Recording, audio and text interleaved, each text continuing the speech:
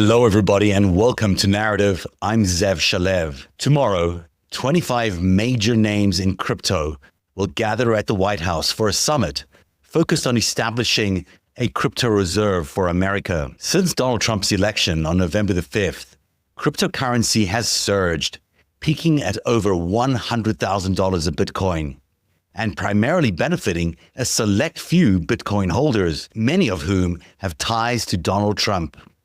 At Narativ, our investigation into what we call the crypto conspiracy has revealed three significant pump and dump operations that have enriched insiders like Elon Musk and David Sachs and Donald Trump himself. The first pump and dump occurred on December the 5th. While many of us were distracted by the assassination of the United Health CEO, Donald Trump announced some staggering pro-cryptocurrency regulations, and he appointed David Sachs as his crypto czar and Paul Atkins as the chair of the SEC. Those moves allowed Bitcoin to surge from $70,000 a Bitcoin to $108,000 a Bitcoin. The price later dropped to $85,000, but many insiders were able to cash in and make a profit before that drop. Elon Musk's companies, Tesla and SpaceX, gained a staggering $1.3 billion as crypto surged because they have a lot of Bitcoin on their balance sheets. The second pump and dump cycle occurred just before the inauguration with the launch of the Trump coin and the Melania meme coins. In that case, just 31 traders made $675 million collectively, while over 800,000 investors lost a collective $2 billion. Just think about that ratio. It's a staggering ratio of 1 to 25,000 in terms of winners and losers when it comes to cryptocurrency. And the one person who did cash in, of course, was Donald Trump, who reportedly earned over $100 million just for the trading fees alone of his and Melania's meme coin. Then on March 2nd, last Sunday, was the third pump and dump operation. This time, Trump announced on Truth Social that a U.S. crypto strategic reserve was a go. The price of Bitcoin shot up to $95,000 a Bitcoin, but it didn't take long for investors to realize that the announcement was just a promotion for the summit, which is happening at the White House tomorrow, and not a green light for the cryptocurrency reserve as a whole.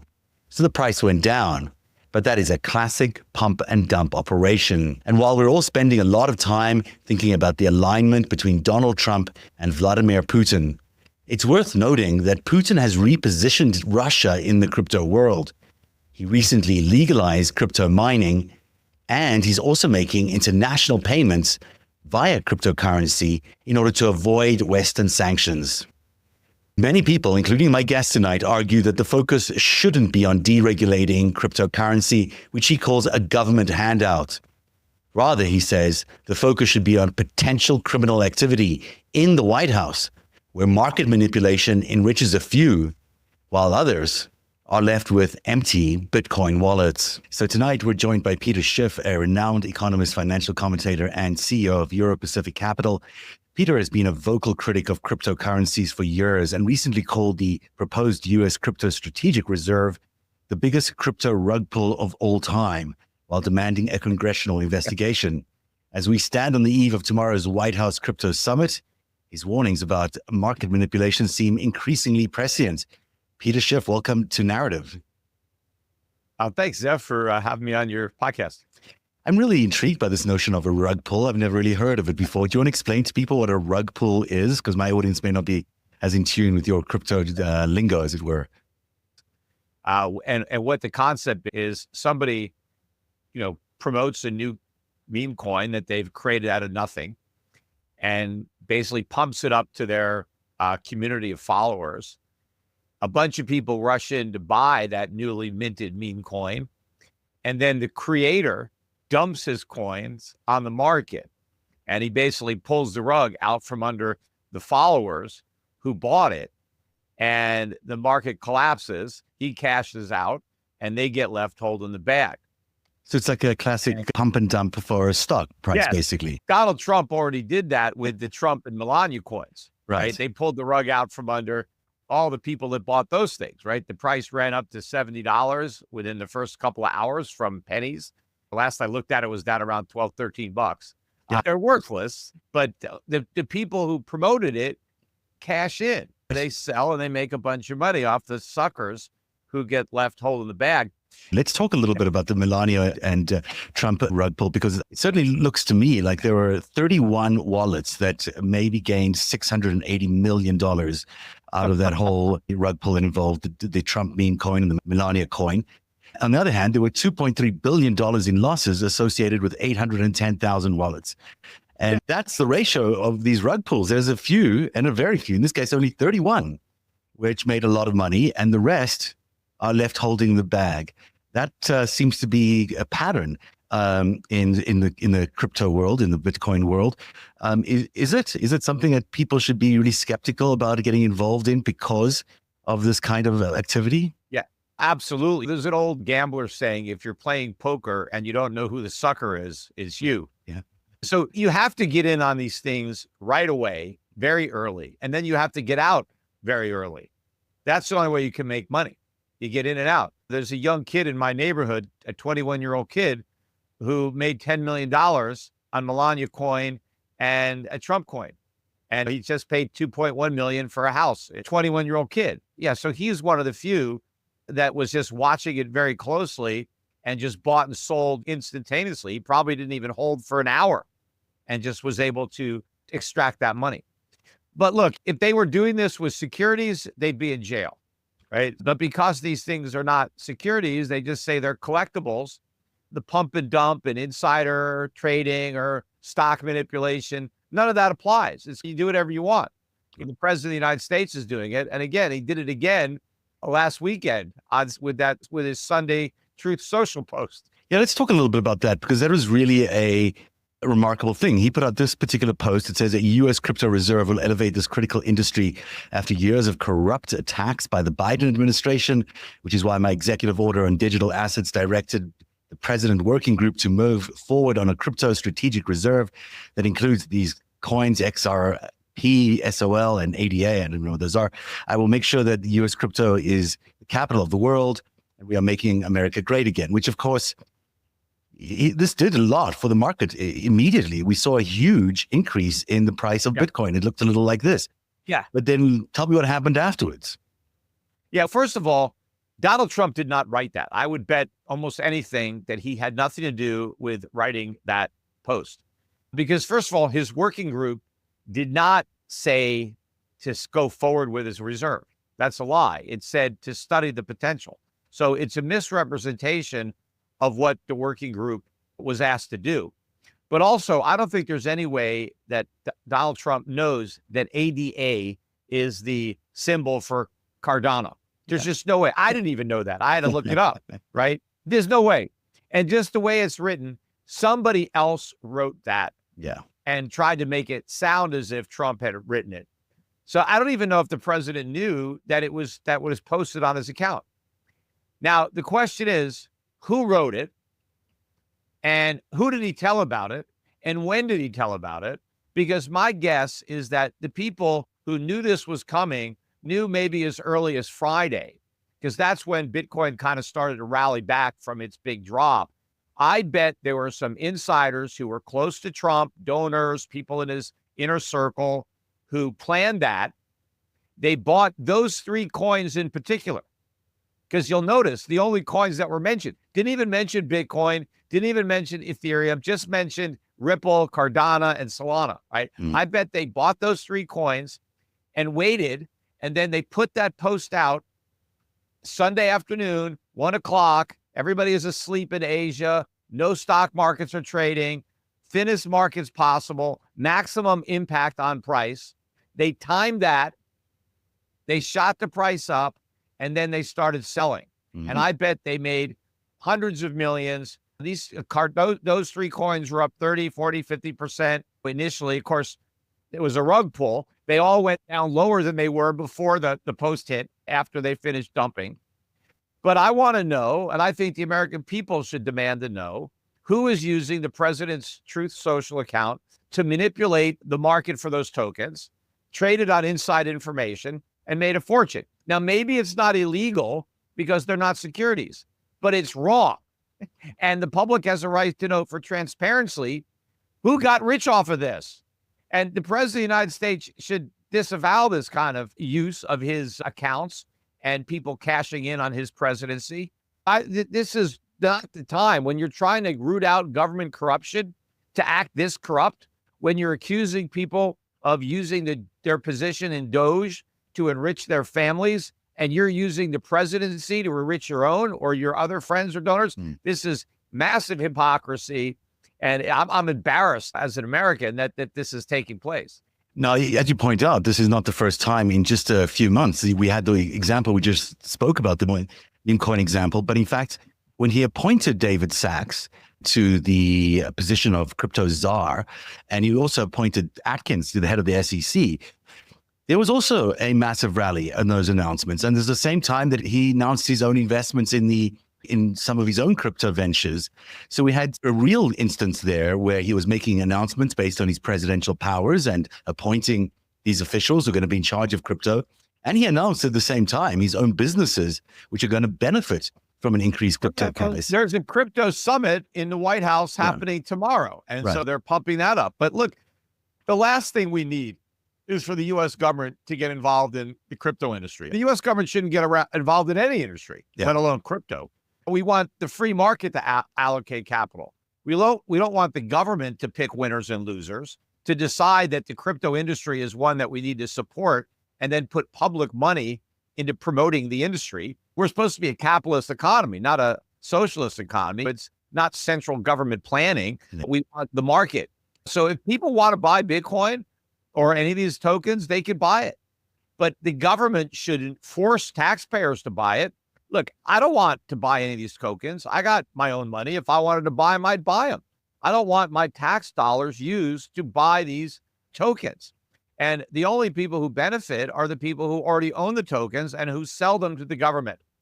Tell me a little bit what happened. In the case of a crypto reserve, like, explain to people who aren't familiar what a crypto reserve might do. What happens in that case? Do they take money out of the treasury and basically replace it with cryptocurrency as a reserve, or how does it work? It's not really a reserve, because a reserve would imply that we might need those Bitcoin for something in the future. We don't need Bitcoin for anything now. So why are we going to need it? We have a reserve of oil because we may run out of oil. Maybe there'll be an embargo and we're out of it, right? You could have a reserve. Maybe you have a reserve of wheat in case there's a bad harvest and you don't want to starve to death. We're not going to run out of any of these cryptocurrencies. There's no need to hold them in reserve, because there's no point where the government's going to need them. They have no benefit at all, really. When you think about it, these things are useless. Yeah, the bill that Senator Loomis introduced, because she's been bought and paid for by crypto money, she says that she wants the government to buy 1 million Bitcoin and then not be able to sell any of them for 20 years. What good is a reserve that you can't tap into for 20 years, right? It's worthless. Even if there was something you could do with it, you can't even touch it for 20 years. All they want to do is reduce the supply of Bitcoin so that the price of Bitcoin will go up, so that people can sell it. And of course, the government is not price sensitive. If the government is required to buy Bitcoin, they have to pay whatever idiot price is there. So it's like, that's what the crypto people want. They're looking for a government bailout of their tokens, is what they want. What you have is a pump and dump situation. Aren't you going to have a situation where they're going to spend the 20, whatever it is, to buy the 20, how much do you say, 20 million in crypto? Well, buy 1 million. 1 million Bitcoin. They're going to buy 1 million Bitcoin, and then these prices are going to go way up, and then the market's going to crash, and we'll be holding it for 20 years. Michael Saylor wants them to buy like 25% of the Bitcoin, of course, because he's leveraged to the hilt on the Bitcoin he's already bought. He's got 500,000 Bitcoin already that he borrowed $30-something billion to acquire. This whole thing is a Ponzi, a pyramid. It's a blockchain letter. It would be illegal if you actually did it in the real world, right? If I wrote a letter to you and I said, hey, send me $10 and then send this letter to somebody else and ask them to send you $10, we could go to jail. Right. That's illegal. But you put it on the blockchain and you can get away with whatever you want.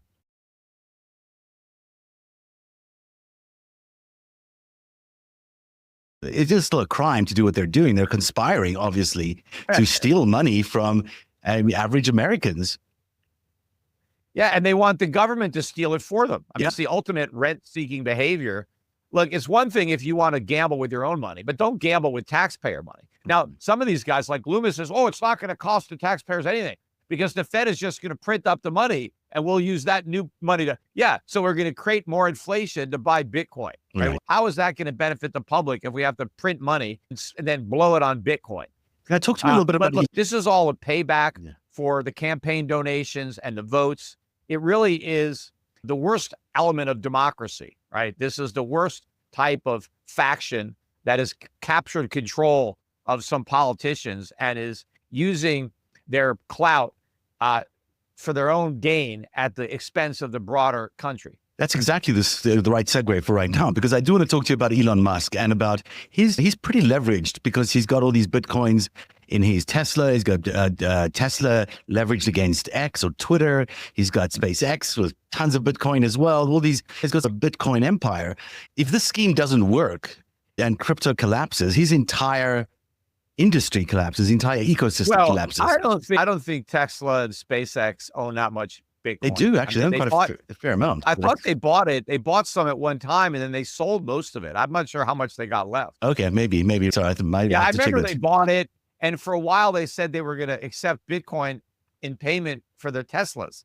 And then they canceled it because they said it wasn't working. I'll double check that. But that's interesting. I thought that Tesla did actually have still quite a bit. No, they have some left. But regardless, you've got Andreessen Horowitz, you've got David Sachs, you've got this entire ecosystem of venture capitalists from the Silicon Valley world who are very heavily involved in this idea of cryptocurrency in various businesses and various sectors. And they are all in the White House right now. Yes, that's their last hope to save this dying industry, which isn't even an industry. It's a big scam masquerading as an industry. When Donald Trump says that he wants to make America the crypto capital, that's the last thing we'd want to be the capital of. It's a capital of a pyramid scheme. Why would we want to be the capital of that? The country that wins the crypto battle is the country that wastes the least amount of money on it. China outlawed it. They're going to be the winners.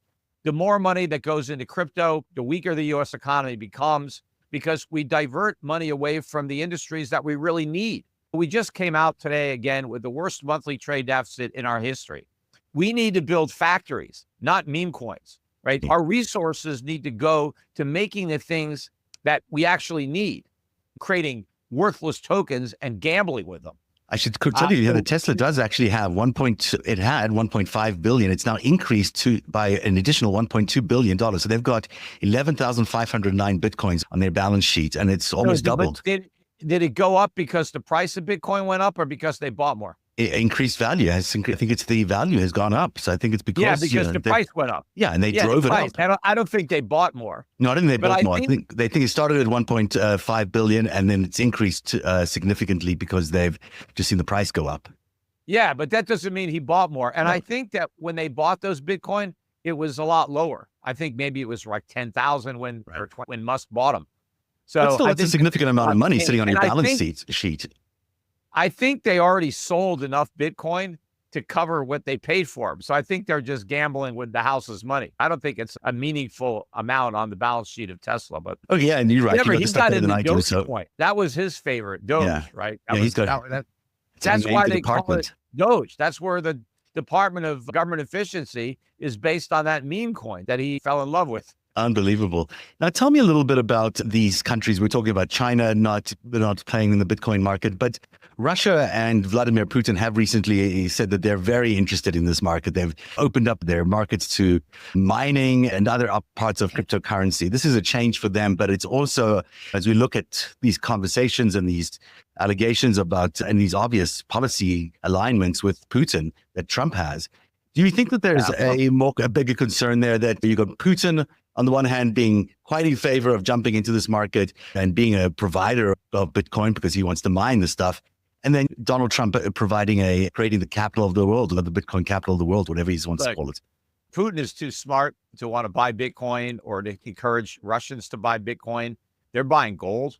Sure, they have cheap energy in Russia. They probably are happy to mine Bitcoin and then sell them to idiot Americans who want to buy them. The best way to undermine the U.S. economy is to get us to buy